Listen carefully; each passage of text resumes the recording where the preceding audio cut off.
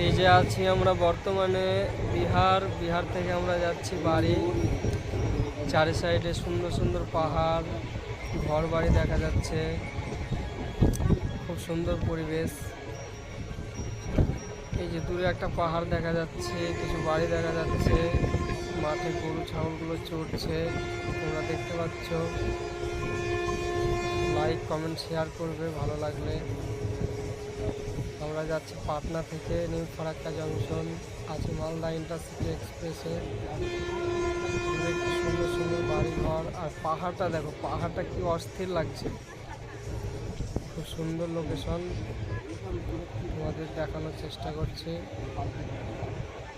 তোমরা দেখো। ওই যে দূরে পাহাড়টা দেখো।